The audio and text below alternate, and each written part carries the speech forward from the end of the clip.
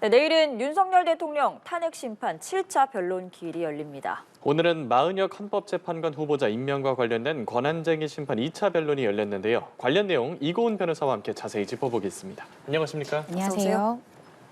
네, 내일 윤석열 대통령의 7차 변론 기일이 헌법재판소에서 열립니다. 윤 대통령은 3차 변론 기일부터 계속해서 이 재판에 직접해서 출석을 하고 있는 상황인데 내일 같은 경우는 이상민 전 행정안전부 장관 그리고 신원식 국가안보실장이 증인으로 나설 예정인데 우선 내일 재판 주요 쟁점은 좀 뭐라고 예상을 하고 계시나요?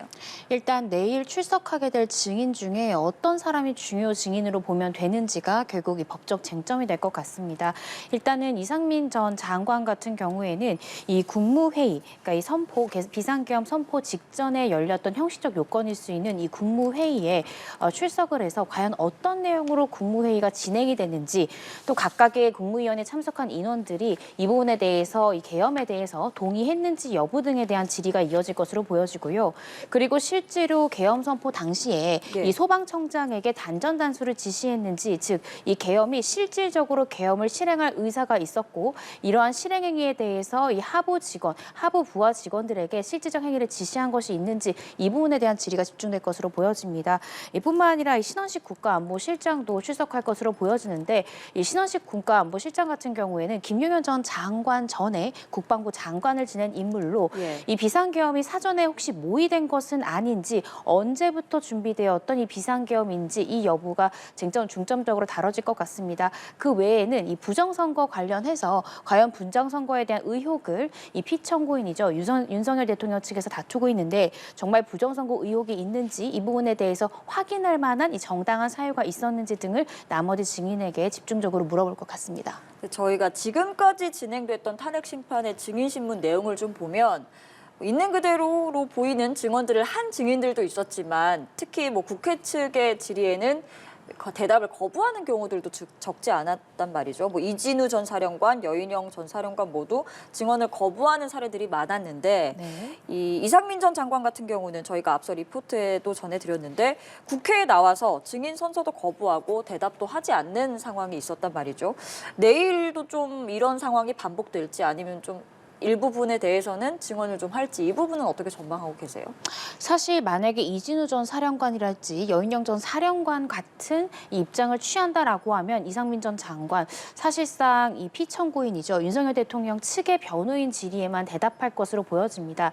그런데 사실 이상민 전 장관과 그간 증인으로 출석했던 이전 사령관이라든지 아니면 여전 사령관과는 조금 다른 점이 있습니다. 이상민 전 장관은 판사 출신 변호사입니다. 즉 법을 굉장히 잘 아는 인물이고 본인 스스로도 재판을 했던 법관 출신이기 때문에 선별적으로 진술을 했을 때 이것이 반드시 피청구인인 윤석열 대통령에게 유리하게만 작용한다라는 점에 대해서도 실효성이 떨어진다는 것을 누구보다 잘 알 것이고요.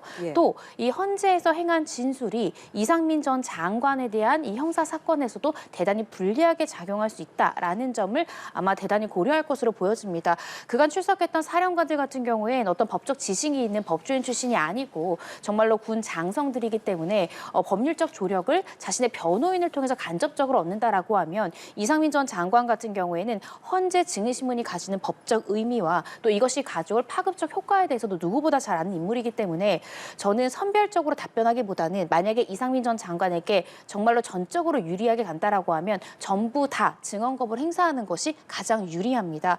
따라서 그 유리한 선택지를 선택하지 않을까 싶은데요. 내일 실질적으로 증인신문 과정을 좀 자세히 지켜봐야 될 것 같습니다.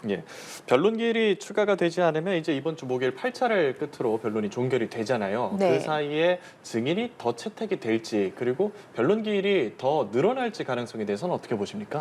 저는 변론 기일은 더 늘어날 것 같습니다. 왜냐하면 이번 주 목요일이 지금 마지막으로 지정된 변론 기일인데요. 마지막 변론 기일마저도 하루에 4명의 증인을 신문하는 기일로 꽉 차 있습니다. 그런데 보통 재판 같은 경우에는 증인 신문 증인신문을 격렬하게 벌이고 한 기일 정도는 법리를 정리하고 최후 변론을 할 수 있는, 그러니까 재판을 전반적으로 마무리하고 각자의 주장 내용을 증인신문 내용까지 종합해서 변론할 수 있는 기회를 주는 기회를 잡습니다. 따라서 지금 마지막으로 지정된 8차 기일 이후에도 최종 변론과 법리를 정리하는 기일이 일단 필요한 상황이기 때문에 추가적인 기일 지정은 저는 필수적으로 일어나지 않을까 싶고요.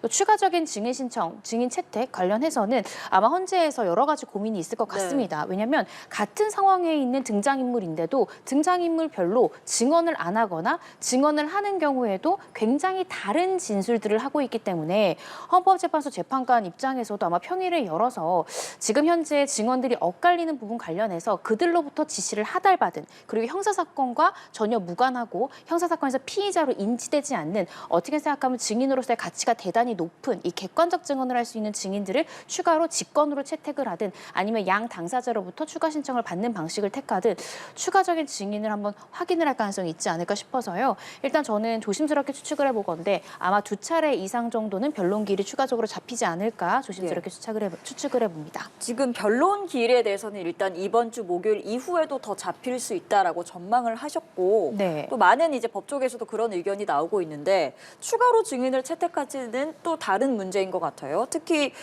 이 재판의 초반부터 헌법재판소는 좀 신속하게 심리를 하겠다, 중대한 사건인 만큼이라고 이 얘기를 했지만 또 윤 대통령 측에서는 증인을 최대한 많이 불러서 꼼꼼하게 신문을 해야 한다라는 주장도 하고 있고 뭐 한덕수 국무총리 등등 여러 인물들을 증인으로 신청을 한 상태입니다.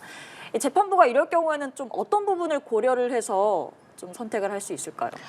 정말 전적으로 재판관의 판단일 것이고요. 또 재판 진행에 있어서 이 소송 지휘권은 전적으로 헌재 재판관들에게 있습니다. 양 당사자들은 설사 현직 대통령이라 할지라도 소송에 대한 지휘에 대해서는 재판관의 지휘에 따라야 하는 상황입니다. 근데 조심스럽게 한번 추측을 한번 해본다면요. 예. 사실 지금 윤 대통령 측에서 이제 신청한 증인 중에 채택이 보류된 증인 중에는 한덕수 국무총리가 있습니다. 한덕수 국무총리에 대해서는 추후라도 채택할 가능성이 있지 않을까 조심스럽게 추측을 해보는데요. 그 이유는 지금까지 있었던 증인들은 이 계엄 당시에 이제 어떤 군에 대해서 어떤 지시를 한다던가 했던 증인들이고 이 계엄 선포 당시에 이제 형식적 요건을 지켰는가에 대한 진술은 김영현 전 장관밖에 증언하지 않았습니다. 비상계엄을 선포할 때는 국무회의의 심의를 거쳐야 되고 그 심의에 대한 것은 어떤 문서로서 작성이 돼서 국무위원들이 부기를 해야 됩니다. 즉 이 형식적 요건들을 지켰는지 여부에 대해서는 김용현 전 장관의 증언밖에 없는데요. 만약에 한덕수 국무총리에 대해서 추가적으로 증인을 채택한다면 형식적 요건을 지켰는지 이 부분에 대해서 헌재가 확실히 확인할 수 있습니다. 따라서 만약에 이 추가적으로 증인, 양 당사자로부터 신청이 됐지만 채택이 보류된 증인 중에 한 명을 추가로 뽑는다면 저는 헌재 재판관들이 한덕수 국무총리를 통해서 이 계엄 선포 직전에 국무회의가 어떤 방식으로 이루어졌고 또 김용현 전 장관이 증언한 것처럼 일부 국무위원들은 이 계엄에 동의했고 일부는 부동의했는지 아니면 전적으로 다 반대했는지 이런 것들을 한덕수 국무총리 입을 빌어서 한번 증언 내용을 확인해보지 않을까 조심스럽게 추정을 해봅니다. 예. 예. 추가 변론이 있더라도 이달 안에는 종결이 되고 3월 중에는 선고가 내려질 거란 전망이 우세한데 두 재판관 임기가 4월 18일까지라는 점도 좀 고려가 될 것 같고요. 이 탄핵 심판 언제쯤 결론이 나겠습니까? 그걸 예상하기는 사실 굉장히 어려운데요. 예. 저도 조심스럽게 3월 중에는 결론이 나지 않을까 싶습니다. 네. 헌재 재판관 측에서는 계속해서 신속한 심리를 하겠다. 굉장히 많은 사람들에 대한 탄핵 심판의 절차들이 밀려 있지만 그중에 가장 중요하고 또 국정의 혼란을 방지하기 위해서 가장 지금 신속하게 해야 되는 것은 다름 아닌 대통령에 대한 탄핵 심판 절차다라고 헌재 재판관들이 본격적인 심리에 앞서서 분명히 밝혔습니다. 따라서 추가적인 증인을 채택하든 아니면 추가적인 최종 변론이나 법리 쟁점에 대한 기일을 잡는다라고 하더라도 일주일에 사실 변론 기일을 더 촘촘하게 잡는 방법도 있습니다. 따라서 이번 달 안에는 구체적인 변론 기일을 좀 종결하지 않을까 싶고요. 네. 저도 많은 법조인이 예측하듯이 3월 중에는 이 탄핵 심판에 대한 결론이 나오지 않을까 싶습니다. 네, 지금 저희가 하는 것은 다 예측이고 또 네. 과거 사례들을 통해 이렇게 될 것이다라는 추측인데요. 네. 또 과거 사례를 한 가지 더 언급을 해보자면은 노무현 전 대통령 탄핵 심판 때는 최종 변론까지 하고 나서 14일 뒤에 이제 결론이 나왔고 박근혜 전 대통령 때는 11일 동안 이제 심리를 마무리한 뒤에 결과를 내놨는데 이번에 윤 대통령의 경우에도 이 정도는 열흘 안팎의 시간은 좀 걸리겠죠. 네, 저는 그럴 것 같습니다. 그런데 헌재 재판관들이 직권으로 질문하는 순서도 있었습니다. 네. 그런데 저는 헌재 재판관들이 질문하는 내용을 듣고 이미 증거로 채택된 수사 기록에 대해서 굉장히 많이 파악하고 있구나라는 생각이 들었습니다. 그렇군요. 증언을 듣고 중간중간 수사 기록에서의 조서의 내용과 다른 부분에 대해서 굉장히 날카롭게 질문하기도 했거든요. 그 말인즉슨 이 변론이 종결된 다음에는 결론을 내기 위해서 좀 신속하게 지금 현출되어 있고 증거로 채택돼서 증거능력이 부여된 증거에 대해서는 헌재 재판관들이 심리를 계속 진행함과 동시에 굉장히 빠르게 기록을 파악하고 있구나라는 생각이 들었습니다. 따라서 결론이 나오기까지 선례를 비춰본다면 10일에서 15일 정도 사이가 걸렸다라는 것인데요. 아마 그 정도 기간 안에는 변론 종결 후에 선고 결과가 나오지 않을까 싶습니다. 예, 알겠습니다. 예측을 몇 가지 해봤고요. 이런 가운데 헌법재판소가 비상계엄 관련자들이 검찰에서 조사받으면서 작성한 피의자 신문 조서를 이번 탄핵 심판에서 증거로 사용할 수 있다라는 입장을 재확인했거든요. 윤 대통령 측은 이 피의자 신문 조서라도 피고인이 동의하지 않으면 증거로 사용할 수 없다고 하면서 입장이 좀 대립하고 있는데 이 사안은 저희가 어떻게 받아들여야 되겠습니까? 일단 헌법재판과 형사재판이 차이점이 있다라는 점을 알아두셔야 됩니다. 네. 예. 일단은 헌법재판 같은 경우에는요, 이 증거조사나 특히 피의자의 진술이 기재된 피의자 신문조서의 증거 능력을 인정함에 있어서 형사재판과 완전히 동일하게 진행되지는 않습니다. 형사재판 같은 경우에 2020년 형사소송법이 개정되면서 검사 작성 피의자 신문조서를 할지라도 이 재판 단계에 이르러서 이 피고인이나 피고인의 변호인이 그 조서의 내용을 동의한 경우에만 증거로 쓸 수가 있습니다. 따라서 지금 윤석열 대통령 측에서 주장하는 것은 나에 대한 형사재판이 열리게 된다면 나에게 불리하게 진술을 한 예를 들어 이진우 전 사령관이랄지 여인영 전 사령관의 검찰 당시 작성된 조서에 대해서 내가 증거 부동의를 통해서 형사재판의 법관들이 못 보도록 조치를 취할 수 있는데 이것을 헌법재판에서는 헌법재판이라는 이유로 그대로 증거 능력을 부여하는 것은 좀 부당하다. 예. 이것은 적법하지 않다라고 지금 주장을 하고 있는 것이고요. 헌법재판소에서는 현재 법을 살펴봤을 때 이 헌재법 제40조 제1항에 준용 규정이 있습니다. 준용 규정이 어떻게 규정되어 있냐면 이 헌법재판소의 이 심판 절차에 대해서는 헌법재판의 성질에 반하지 않는 한도 내에서 이 탄핵 심판에 대해서는 형사소송법을 준용하도록 되어 있습니다. 즉 형사소송법을 준용한다 하더라도 어디까지나 헌법재판이라는 성질을 반하지 않는 한에서 준용하도록 되어 있기 때문에 헌법재판과 형사재판은 다르다라는 점을 헌재에서는 분명히 했고요. 따라서 설사 이후에 이제 윤석열 대통령 측에서 형사재판에서는 증거 부동의를 통해서 이 본인에게 불리한 진술을 한 검찰 조서의 증거 능력을 박탈시킨다 하더라도 헌법재판소는 헌법재판이기 때문에 그 성질의 이 어떤 본질을 충분히 살릴 수 있어서 헌법재판에는 그 조서가 충분히 활용될 수 있다라고 주장하는 것입니다. 네. 그런데 헌법재판소법 제40조 1항에도 분명히 헌법재판의 본질을 해하지 않는 한도 내에서 중용할 수 있다라고 규정되어 네. 있기 때문에 이 문헌 그대로를 받아들인다라고 하면 헌법재판소 측의 입장이 굉장히 또 상당하지 않을까, 합리적이지 않을까라는 생각이 듭니다. 네, 지금 윤석열 대통령 본인도 검찰총장 출신의 법조인이다 보니까 더더욱 이런 절차에 대한 법적 공방이 계속 일어나고 있는 것 같은데요. 그동안 변론기를 살펴보면 이 형사 재판 절차가 진행 중인 피고인들 경우에는 검찰 조사에서 자신이 얘기했던 내용, 즉 조서에 적혀 있는 내용이랑 좀 다른 사실을 헌법재판소 심판에서 이야기를 한 경우가 있었단 말이에요. 그러면은 이럴 경우에는 헌법재판소는 무엇을 제대로 된 증거로 채택을 하게 되는 건가요? 지금 두 가지 다 증거입니다. 즉 예를 들어서 이진우 전 사령관이랄지 여인영 전 사령관 같은 경우에 예. 검찰 때 인정했던 부분들에 대해서 이번 헌법재판의 증인신문 때는 일부 부동의하고 네. 부인하기도 하였습니다. 진술이 번복되기도 하였고요. 그러면 헌법재판에서 이 전 사령관이랄지 여 전 사령관이 증인으로 출석해서 했던 증언도 증거고요. 또 이들이 검찰에서 조사받으면서 변호인 입회 하에 네. 서명까지 했던 그 조서도 역시나 증거입니다. 둘 다 증거군요. 같은 증거지만 다른 진술을 하고 있을 때 둘 중에 어떤 것이 더 신빙성이 높은가는 그야말로 재판관의 재량이고 재판관이 판단해야 될 사항입니다.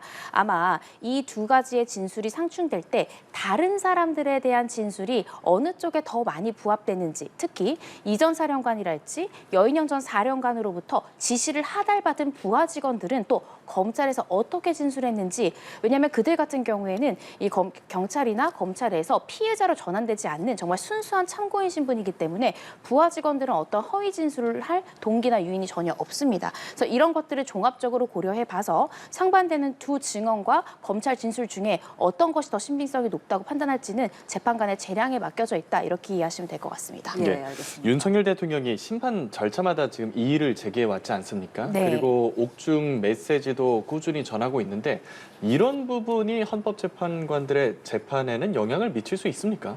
그렇지는 않을 것 같습니다. 윤석열 대통령 측에서도 이제 현재 재판관들에게 또 내놓은 메시지가 있지 않습니까? 변호인의 입을 빌어서 예. 현재 재판관들이 양심에 따라서 독립적으로 좀 판단을 해달라라고 요청한 만큼 헌법 재판관들은 어떤 정치적 이해관계에 치우치지 않고 양심에 따라서 독립적으로 자유롭게 또 증거관계를 꼼꼼히 따져서 결정할 것이라고 보여집니다. 윤석열 대통령 측에서 어떤 정치적 메시지를 보수층의 결집이랄지 자신을 지지하는 세력에 대한 결집을 위해서 내놓는다 하더라도 그것은 어떤 여론에는 긍정적인 영향을 미칠 수도 있겠지만 그것이 헌법재판소의 결정에 영향을 미칠 것 같지는 않습니다. 그보다는 지금 증언들이 사실 검찰 단계 때와 굉장히 달라진 증언들이 나오지 않았습니까?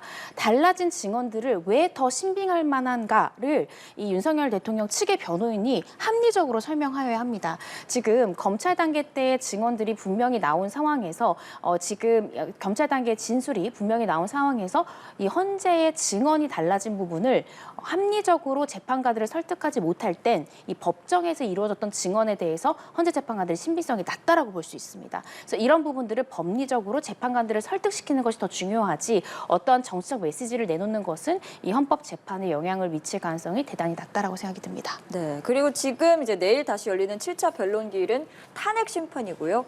이와 동시에 윤석열 대통령 지금 구속 기소 상태잖아요. 네. 윤 대통령에 대한 형사 재판도 이제 오는 20일 다음 주 목요일입니다. 20일부터 공판 준비 기일을 시작으로 본격적으로 진행이 될 예정인데 지금 윤 대통령이 지금까지 보여왔던 그런 법적인 절차들을 뭔가 조치를 요구하는 것들을 미루어 짐작건데 뭐 형사 재판이 시작됐으니까 뭐 탄핵 심판을 조금 뭐 기일을 변경을 해달라든지 아니면은 절차를 좀 멈춰달라든지 이런 요구를 할 수도 있을 것 같은데 재판부가 받아들일까요?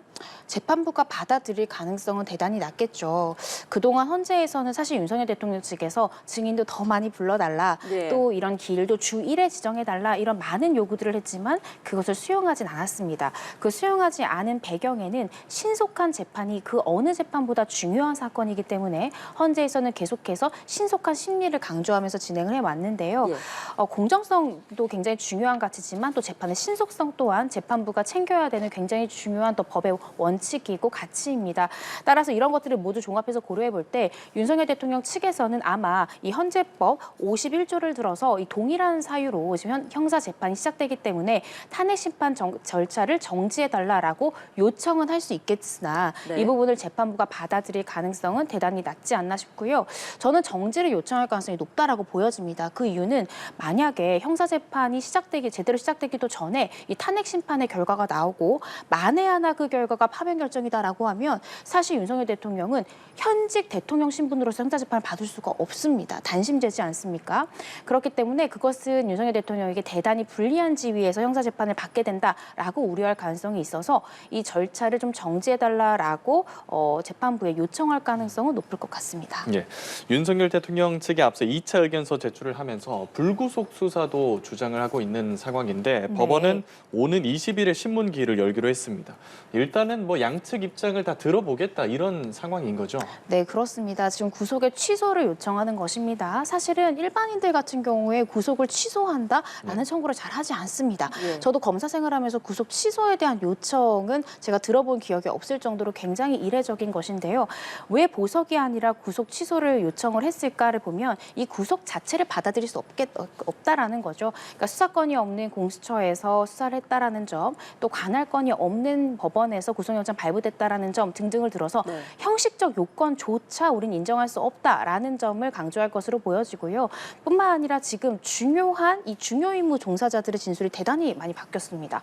김용현 전 장관이랄지 이진우 전 사령관이랄지 여 전 사령관의 주요 진술이 바뀐 만큼 불구속 상태에서 수사를 해서 이 혐의가 일단은 소명이 돼야 된다는 것이 구속 사유의 가장 큰 전제이기 때문에 그 전제 자체도 굉장히 지금 흔들리고 있다라는 점을 윤 대통령 측이 이 구속 취소에 대한 이 신문 절차에서 강조하지 않을까 싶습니다. 네, 지금 윤석열 대통령이 서울구치소에 수감이 되어 있는 상황이잖아요. 네. 이 구속 취소 신문기일은 20일, 그러니까 공판 준비기일 첫 번째 기일이 열리는 날 동시에 열리게 됐는데 제가 궁금한 건 이 보석과는 다른 절차인 거잖아요. 구속 취소가 사실 흔한 경우는 아닌데 네. 그러면은 이 신문에 윤 대통령도 직접 출석을 해야 하는지가 궁금하고 또 신문 끝나고 나서 당일 결과가 나와서 윤 대통령이 뭐 석방될 수도 있는 건가요?